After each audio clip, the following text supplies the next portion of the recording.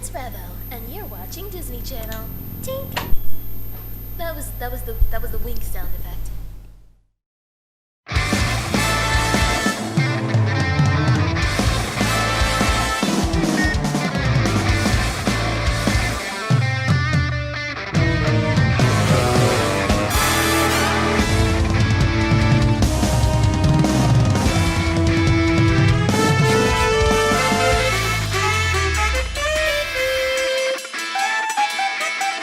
A wise man once said, as long as there are two people left on the planet, one's going to want the other dead.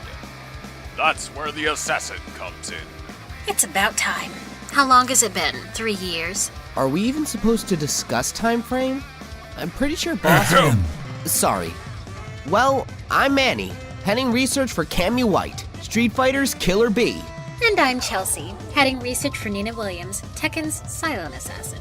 I am the Fight Analysis and Conclusion Tolerance Software, or FACTS for short, and I will be determining a victor with their research taken into account. For this classic rivalry, we will be utilizing all sources from the movies, OVAs, comics, and of course the games. In order to ensure no page is left unturned, we will be taking everything into consideration through prioritizing feats from strictly canon sources.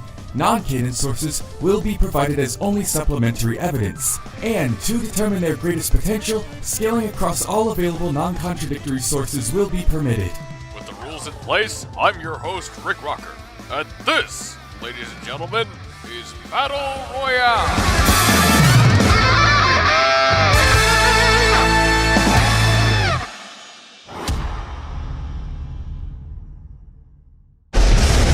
Behind the facade of the World Tournament stage, there sheltered the maniacal dictator known as M. Bison. When M. Bison sought out to bring about the Earth's ruin using the art of psychopower, a lonely fighter sporting a gi would come forth to challenge him.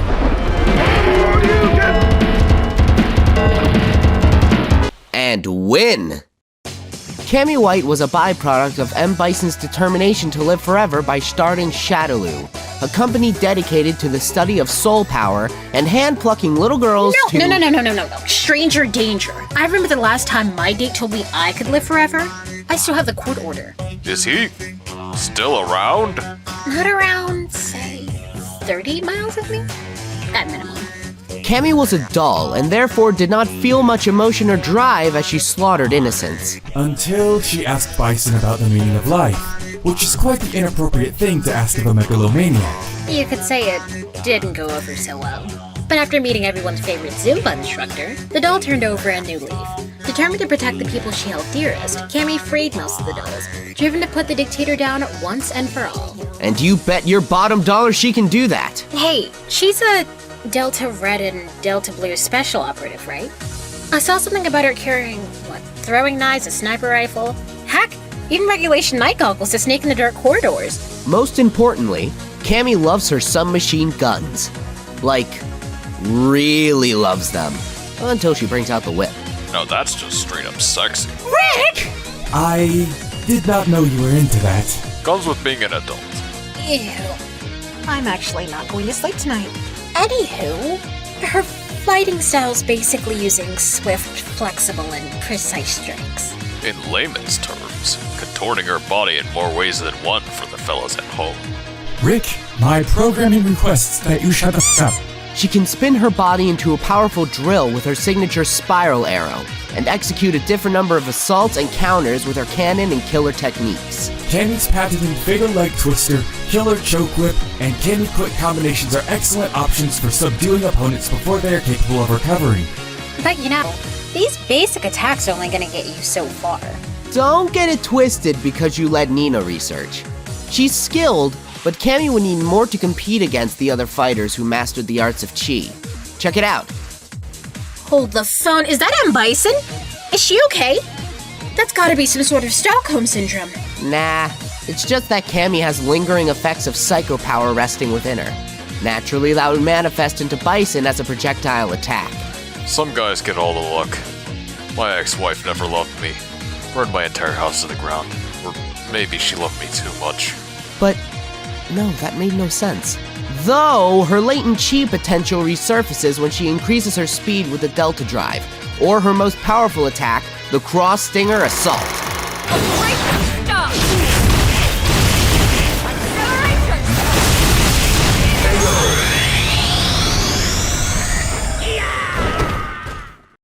That's like whiplash times 1,000. Someone ought to call a chiropractor. Her missions require that she be flexible in all areas of combat, whether she's dodging point-blank bullets faster than the speed of sound, or kicking people from the roofs of bullet trains. And that was Solid Steel too. Solid Steel has a sheer strength of 208.5 megapascals. Examining the size of the hole she left, we can determine that her striking strength could be around the ballpark of 8,318 metric tons of force. That's more than enough to turn every bone in your body into dust on impact. Not bad, Cammy. Not bad at all. If you weren't already impressed, she's able to stand on ground with the likes of Vega, Sea Viper, and Jury. It's likely she's capable of much more. Stand is a strong word. You'd be better rephrasing it since she's been defeated time, and time, and time again. Not the best fighter in Britain, huh? She's a good fighter, but not the best Street Fighter has. Though, give her some credit, Fax. She usually holds her own against opponents before losing. Like Jury, for instance. And after all, she's alive. You're saying it can apply to durability? Bingo! You'd be correct to assume so. Jury casually destroyed this theme park, by the way. That'd be 254 tons of TNT. She's also taken a healthy dose of 2.6 out of 70 kilotons of an explosion Dictator made, so we're aware that it's likely not an outlier. Don't forget about Chun-Li either. How could I forget when Chun-Li blasted Cammy with a bloodlusted Kikosho? Durability doesn't translate into attack potency. For that, we would need to look at another instance of her life when she actually confronted Dear Daddy for the first time in years. But only to have to fight that bonehead named Borog. Guess someone isn't getting any Father's Day presents. The result of this battle ended up in a draw. Therefore, we can assume that Cammy's attack potency is at least on par with Balrog's durability, considering both were knocked out by the end of it. Otherwise, Balrog would have won. And in Street Fighter Alpha 3, Birdie and Balrog survived this. Based on the dimensions of the base exploding and the explosion yield, it's likely Balrog can withstand 186 kilotons of TNT. That scales back to Cammy's attack potency since she managed to knock him out. That's pretty insane. I would have never guessed playing this in the arcade back in the day. I need a smoke. Well, what about speed? Great question, Rick. We'll be going to The Real to see what's up with her true speed. The... what? Take it away, Fax! Welcome to The Real, where I give you the hard facts on the hard questions. I don't remember greenlighting this. You don't greenlight anything. On the question of Cammy's speed, there's actually evidence pointing towards her being one of the quickest in the cast. Speed was stated as her greatest edge against Balrog, plus more times than not, Cammy gets the jump on her opponents by blitzing them. However, there's little physical proof of that outside of bullet timing. So is she fast or what? Sounds like assumptions that people make because of canon. For the bullet timing feat in the bullet train, she could have simply been aim dodging. A time frame is hard to determine, and the distance makes the feat questionable. But assuming she moved in tandem with the bullets firing, she could have been moving at twice the speed of sound. But those are bullets, and these are Street Fighters. What about Ryu in the gang? We need to be careful on how we scale, since Cammy has yet to defeat anyone who could give Ryu a run for his money, or even Chun-Li for that matter. That being said, we can look at Eagle for our answer. Bird. The bird is moving faster than Mach 2. The Alpha 3 character? Sure. Eagle was able to move in tandem with a beam that rocketed out the base wherein the final battle with M. Bison takes place. You can see in these 3 frames that this is no mere coincidence. In other endings, the beam is fired and the fighters will take their sweet time to leave the base before it makes its destination. Can we even scale Eagle to Cammy if he's a one-off character? Sure. After all, he is a mid-tier character, and Cammy is likely faster and stronger than him. The results of said beam had been calculated to move at about Mach 1408, or about 1400 times the speed of sound. That's an impressive jump up from her direct feats. In conclusion, Cammy without scaling should be easily capable of twice the speed of sound, with scaling to Birdie about 700 times that amount. It's strange too, because Cammy isn't that winded of a fighter. She can only go for so long before she has to take it all in. And it doesn't help that while she's a precise fighter, she fails to remold herself in response to new situations mid-fight. She tends to completely crumble once the tides are no longer in her favor. Not the most adaptable fighter in the world, but whether she's fighting Shadowloo, Evil Dolls, or M. Bison himself, Cammy will do anything to make sure that her vision of a peaceful future is brought to the light. All with the budget of a Victoria's Secret swimsuit. So many people I've hurt in the past.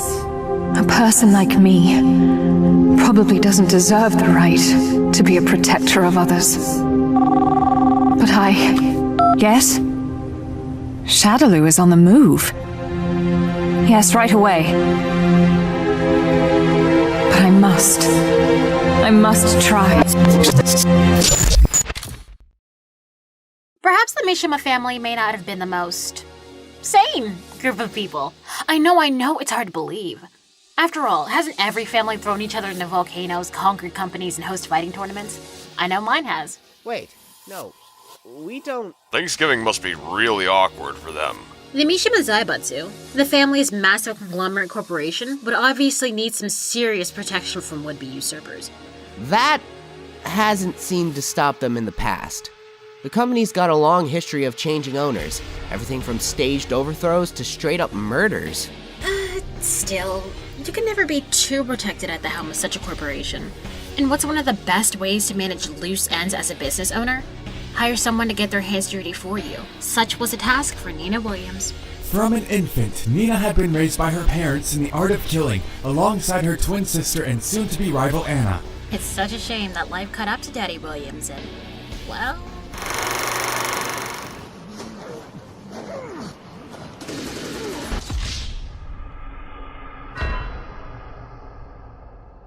You know, it's never a tragic backstory without your parents biting the dust. Is there an episode we've done that doesn't involve the loss of someone's loved one?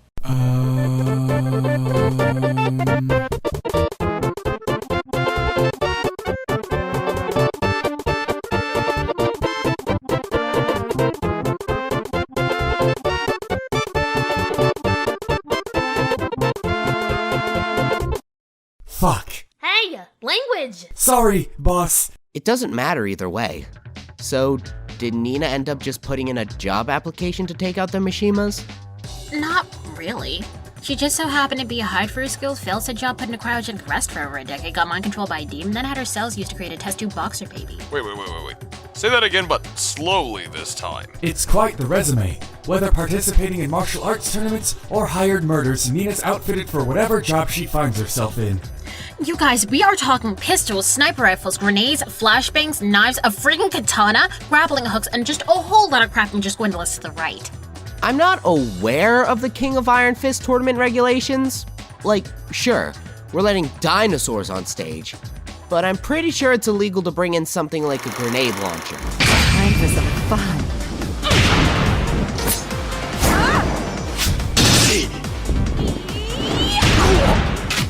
Open wide. You were saying? You're enjoying this, aren't you? I live for your despair. Nina inherited assassination techniques from her father and Aikido from her mother. Mix the two together and what do you get? The Brady Bunch? Something like that.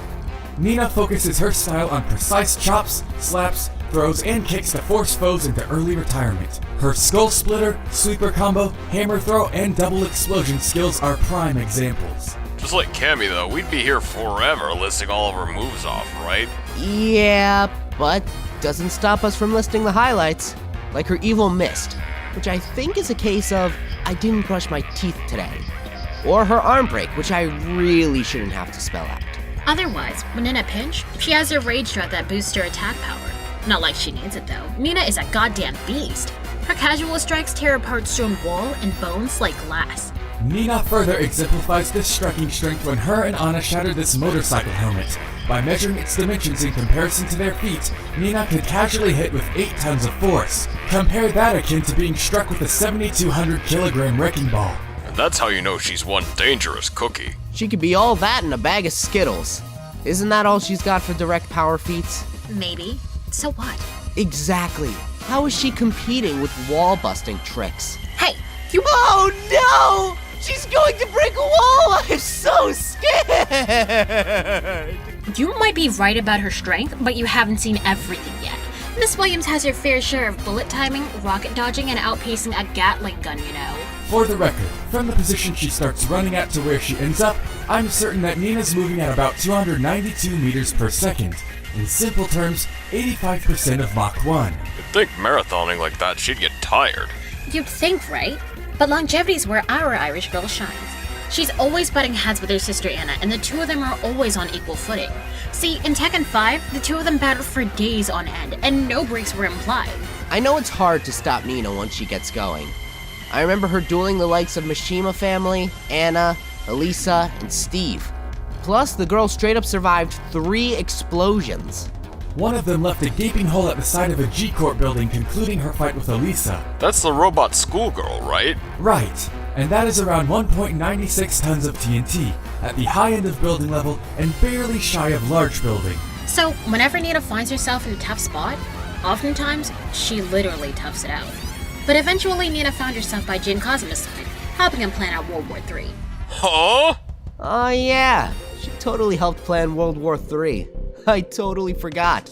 How do you just forget that? Kids these days. Nina's not often the strongest in a fight, but she's often thinking 3 moves ahead. As an ex-operative of the CIA and MI6, logistics and improvisations mid-fight is kind of her specialty. Sometimes she takes advantage of gear to get around stronger opponents like Kazuya or assassination attempts against Anna. But how does Nina really compare to the Tekken cast in potency? Let's find out.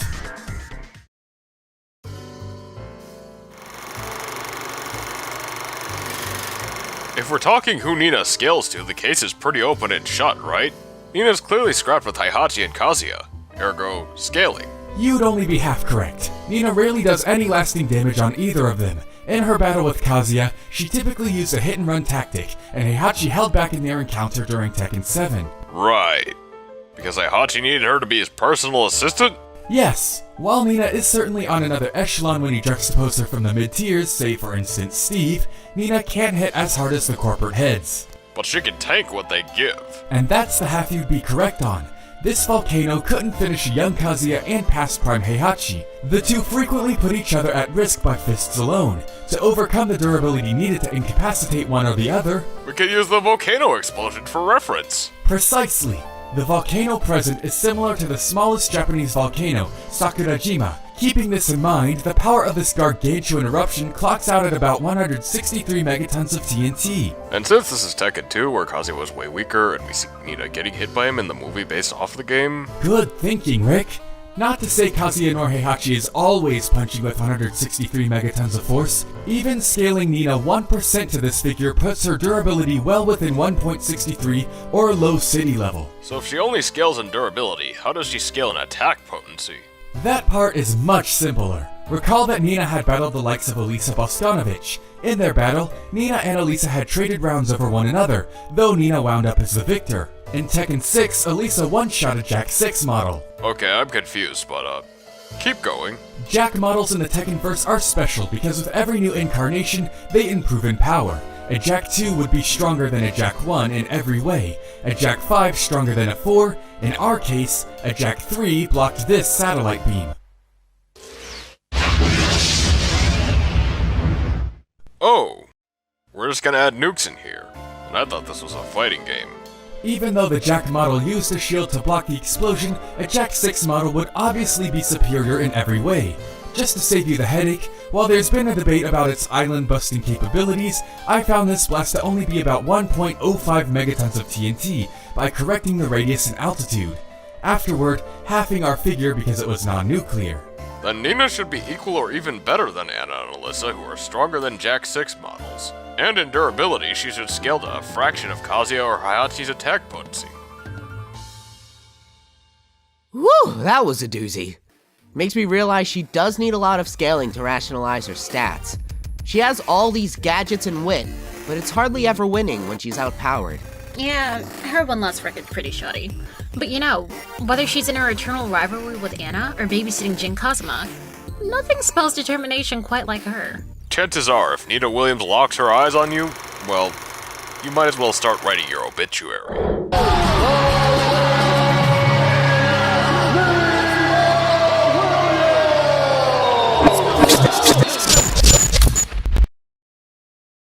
And now, a public service announcement from Revo.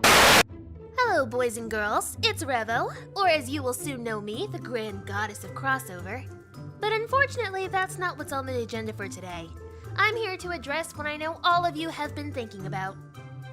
Why wasn't this out sooner? What happened? What took so long? I'm only subscribed to see this fight!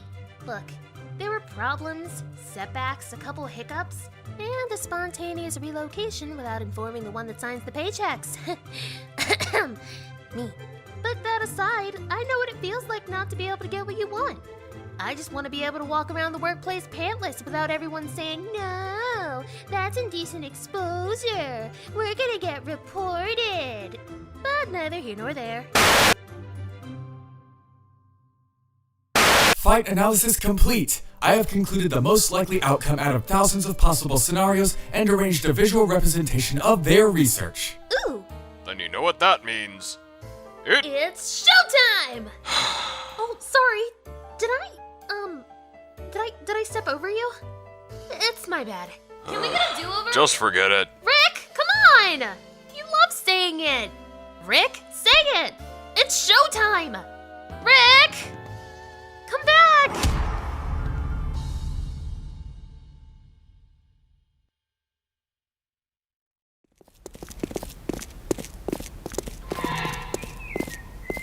Stand guard here. There's some business I need to take care of with my father. And if someone happens to show up? I trust that you can take care of them. Be sure we're not followed. That's unfortunate, because we're being watched. Come on! Show yourself already! I guess it can't be helped. Jin Kazama, I'm with the Delta Red Special Forces. I'm here in regards to reports of illegal manufacturing concerning a so-called Jack model. If you decide to lay down your fists and come with me peacefully, there won't be any— Leave immediately. I have no time to waste on you. You heard the man. Book it, shorty. With all due respect, my business is with Jin. I would advise you stay out of this. Your mission? Well, it is my mission to protect Jin Kazama. And I'm very good at it. Don't get ahead of yourself now. I was told there might be an obstacle in the way from completing this mission. Good to know I was prepared for the moment. Poor girl. You must have a date with death. It's showtime!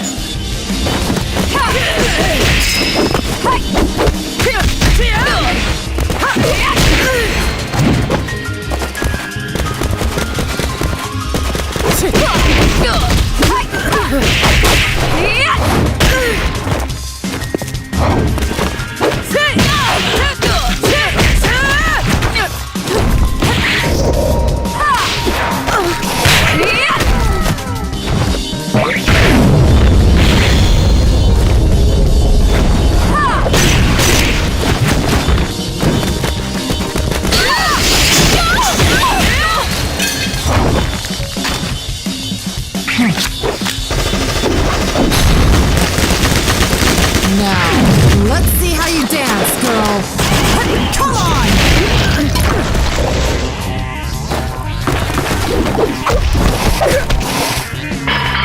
Try this on for size! I must say that was easier than expected. I thought you would be weak, but not as weak as that. Crap! You have got to be kidding me.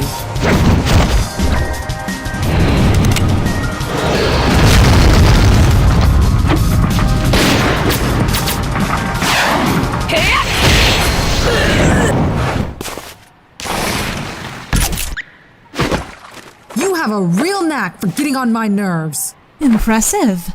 I haven't quite fought someone like you before. I'll admit that much. You've got an interesting style, but you lack the skills of a true pro. Bite me. I won't lose to the likes of you. Come on, baby. Show me what you got.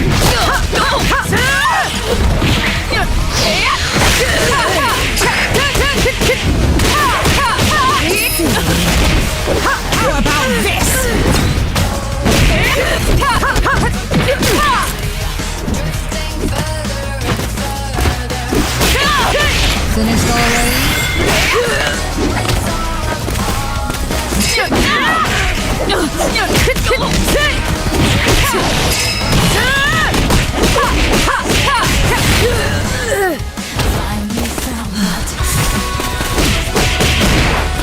What's wrong?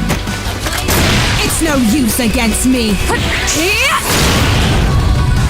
Well then, I can't say I expected that to happen.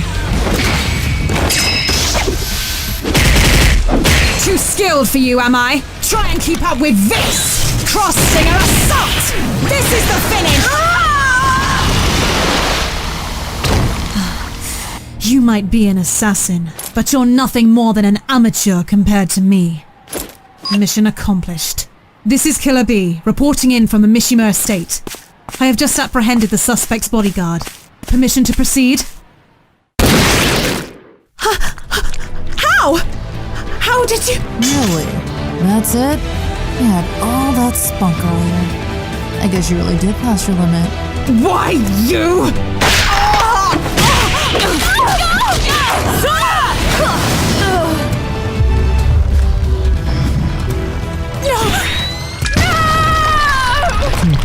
Mission accomplished.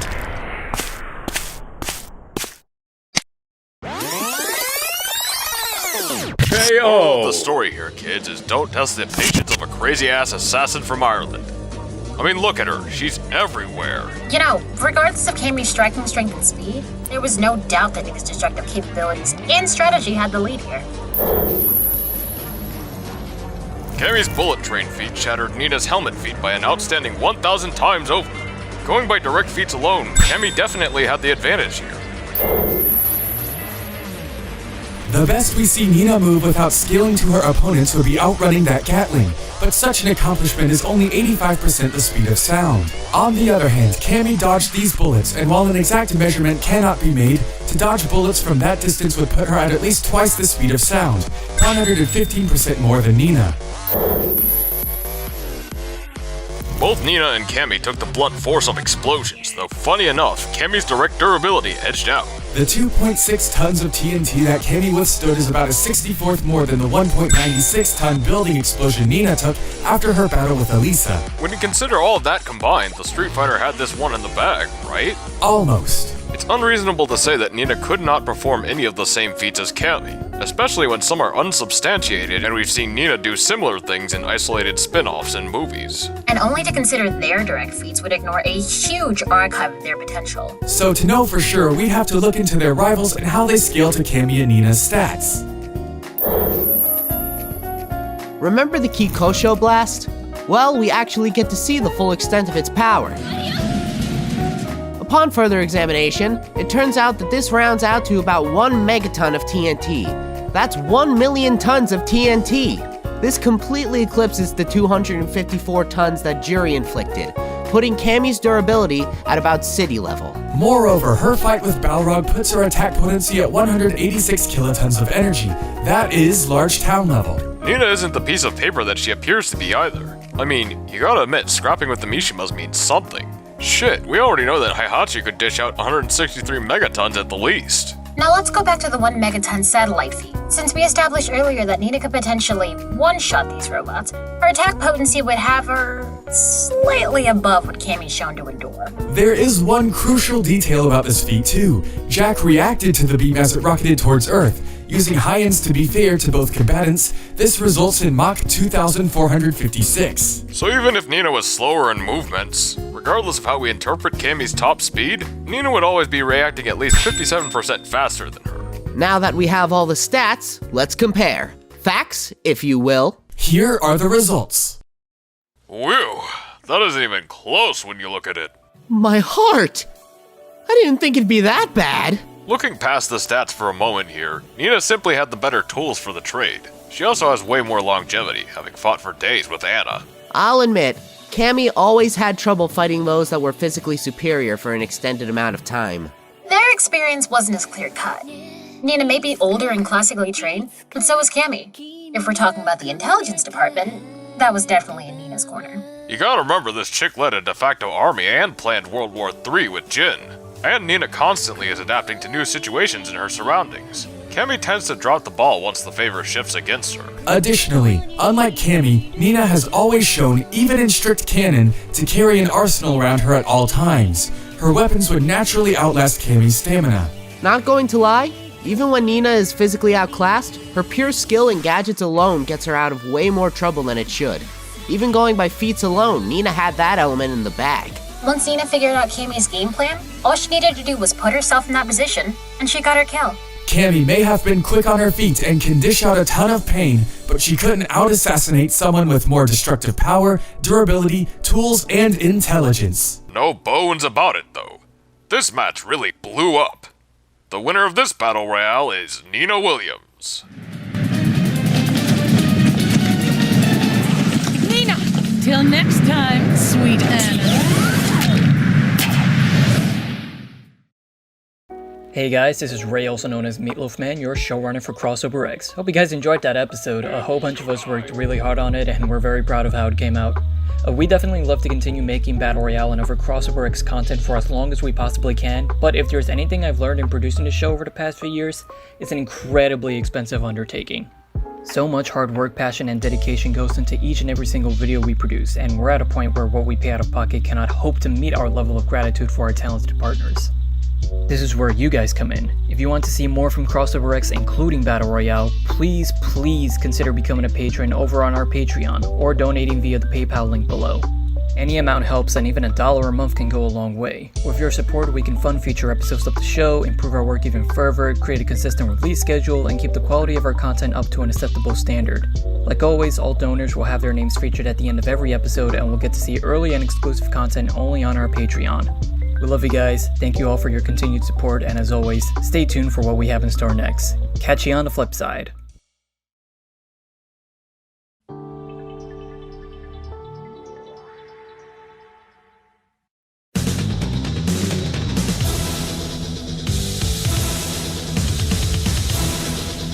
This'll be over in a nanosecond.